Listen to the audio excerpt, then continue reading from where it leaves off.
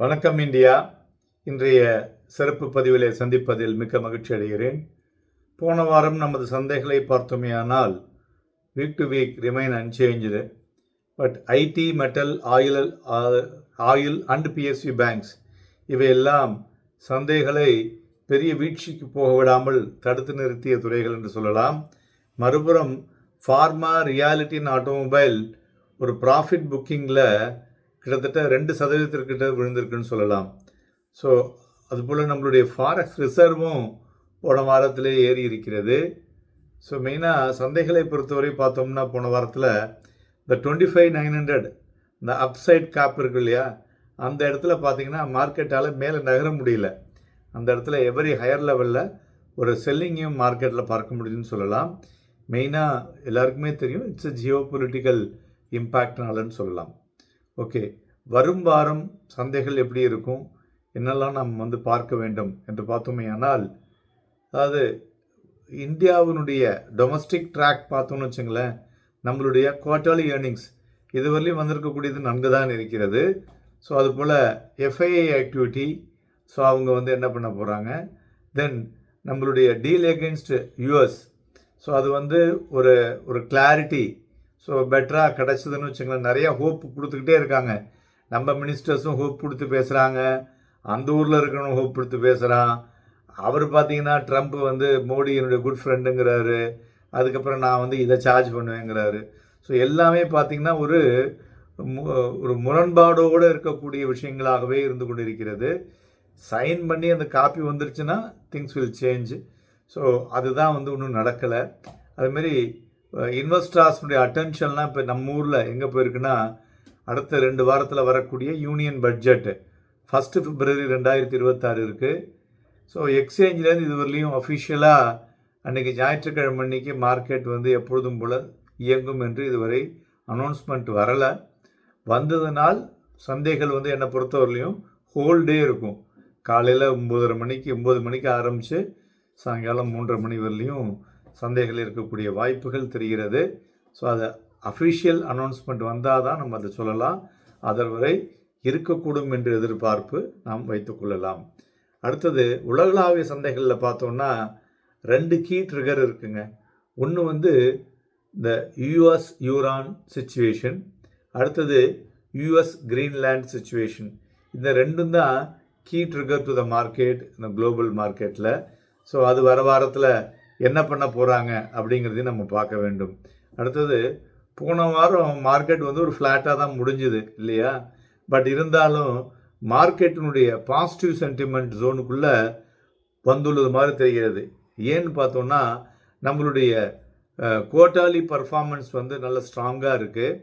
மெயினாக IT companies and PSU banks ஓவராலாகவே market சென்டிமெண்ட்டை சப்போர்ட் பண்ணி மேலே புஷ் பண்ணுவதற்கு உபயோகப்படமாக இருந்தது என்று சொல்லலாம். அடுத்தது பார்த்தோன்னா மகாராஷ்டிராவுடைய லோக்கல் எலெக்ஷன் ரிசல்ட்ஸ் பார்த்தோன்னு வச்சுங்களேன், அது ஒரு பெட்டராக இருக்குது பிஜேபிக்கு. ஸோ அதனால் அதுவும் ஒரு பாசிட்டிவ் சென்டிமெண்ட் அப்படின்னு சொல்லலாம். ஸோ இவையெல்லாம் வைத்து பார்க்கும் பொழுது எகைன் வரும் வாரத்துலேயும் stock and sector specific movement continue ஆகக்கூடிய வாய்ப்புகள் தான் தெரிகிறது. மேலும் துறைகளை பார்க்கும் பொழுது பிஎஸ்யூ பேங்க்ஸ் ஃபர்தர் மொமெண்டம் இருக்கக்கூடும். ஏன்னா இதுவரையும் வந்திருக்கக்கூடிய ரிசல்ட்ஸ் நன்கு இருக்குது, பட்ஜெட்லேயும் சில பெனிஃபிட்ஸ்லாம் இருக்கும் அப்படின்னு எதிர்பார்க்குறாங்க. அதனால் பிஎஸ்யூ பேங்க்ஸ் மொமெண்டம் இருக்கக்கூடும்.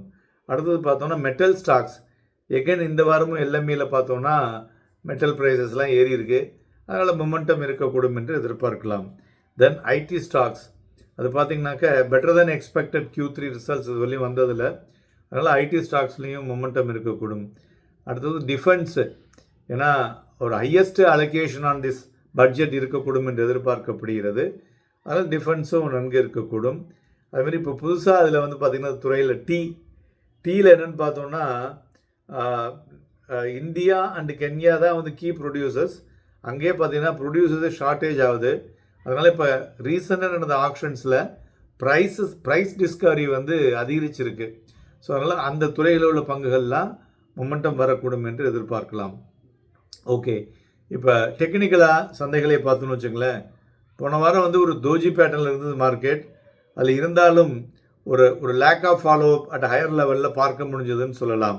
ஸோ அந்த அந்த ஹையர் லெவல் ஃபாலோ அப் வந்துன்னு வச்சுங்களேன், market will go for a different directions. எப்போ வந்து இந்த 25,650க்கு மேலே சந்தைகள் இருக்கோ, சந்தைகளினுடைய அடுத்த லெவலை பார்த்தோன்னா இந்த 25,850 மற்றும் 26,000, 25,850 மற்றும் 26,000 என்ற புள்ளிகளை ஒரு ஸ்ட்ராங் ரெசிஸ்டன்ஸ் ஜோனாக வைத்துக்கொள்ளும். அதுபோல் கீழே பார்த்தோன்னா 25,550ங்கிறது ஒரு வெரி வெரி ஸ்ட்ராங் சப்போர்ட் ஜோனாக இருக்கக்கூடும் என்று எடுத்துக்கொள்ளலாம். அதுபோல் பேங்க் நிஃப்டியை பொறுத்தவரை பார்த்தோன்னா அது வந்து ஒரு பெட்டர் ஸ்ட்ரென்த் இருக்குது மார்க்கெட்டில் ஓவராலாகவே.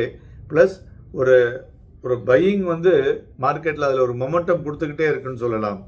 ஸோ அதனால் இந்த 60,000 ஜோனுக்கு மேலே நின்றுதுன்னு வச்சுங்களேன், ஒரு 500 புள்ளிகள்லேருந்து ஒரு 1000 புள்ளிகள் மேலே ஏறும். அதுக்கு கீழே இறங்கினாக்க 59,500 வரலையும் வரக்கூடிய வாய்ப்புகளும் தெரிகிறது. ஸோ எஃபெக்டிவாக ஒரு 6,500 to 59,500 ரேஞ்ச் வந்து அதில் நமக்கு வந்து ட்ரேட் பண்ணுறதுக்கு பெட்டராக இருக்கக்கூடும். ஏன்னா 200-300 புள்ளிகள்லாம் உங்களுக்கு வந்து ஒரு பெட்டர் ரிட்டர்ன் இல்லையா? ஸோ அதனால் அதேமாரி அதை வந்து பார்க்கலாம். ஸோ ஓவராலாக வரும் வாரத்திலையும் மார்க்கெட் வாலட்டிலிட்டி மிகுந்து தான் இருக்கக்கூடும். ஏதாவது ஒரு இடத்துல இந்த ட்ரேடு டீலோ இல்லை அதர் சுச்சுவேஷன்ஸோ பெட்டர் ஆச்சு அப்படிங்கிற ஒரு பாசிட்டிவ் நியூஸ் ஃபர்தராக வந்துன்னு வச்சுங்களேன், இதுலேருந்து சந்தைகள் வந்து மேலே செல்லக்கூடிய வாய்ப்புகள் அதிகமாக இருக்கக்கூடும். அதனால் வாங்கி விற்பதற்கும் விற்று வாங்குவதற்கும் ஏதுவாக இருக்கக்கூடும். அதுபோல் F1 பண்ண ஆப்ஷன்ஸ் பண்ணக்கூடிய நண்பர்களே, ஓப்பன் இன்ட்ரெஸ்ட்டை பாருங்கள். ஓப்பன் இன்ட்ரெஸ்ட்டில் எதில் வந்து அன்னன்னைக்கு அதிகமாகிடுது, அதுமாரி இந்த ஹைலோவையும் பாருங்கள். இது எல்லாத்தையும் சரியாக பார்த்துட்டு கரெக்டாக நீங்கள் வந்து அதில் டார்கெட் பண்ணிங்கன்னா உங்களால் பண்ண முடியும். அதுபோல் இண்டிவிஜுவல் ஸ்டாக்ஸில் பண்ணும் பொழுது அடுத்த ஒரு வாரத்துக்குள்ளே அந்த காலாண்டு அவங்களுடைய அறிக்கையை வெளியிட போகிறாங்கன்னா ரொம்ப கேர்ஃபுல்லாக பண்ணுங்க. ஏன்னா இப்போல்லாம் பார்த்திங்கன்னா இந்த ஏஐனால் ஒரு மொமெண்டம் வந்து அப்ரப்டாக வருது. இந்த அப்ரப்ட் மொமெண்டத்தில் நம்ம வந்து இட் இஸ் வெரி டிஃபிகல்ட் உங்களால் வந்து அதில் வந்து பண்ணுவதற்கு. ஸோ அதனால் ஆப்ஷன்ஸை பொறுத்தவரையும் நிஃப்டி, பேங்க் நிஃப்டி ஆர் சென்செக்ஸ் வந்து இப்பொழுதைக்கு ஒரு பெட்டர் ஒரு கம்ஃபர்ட்டாக இருக்கும் அப்படின்னு எடுத்துக்கலாம். நன்றி, வணக்கம்.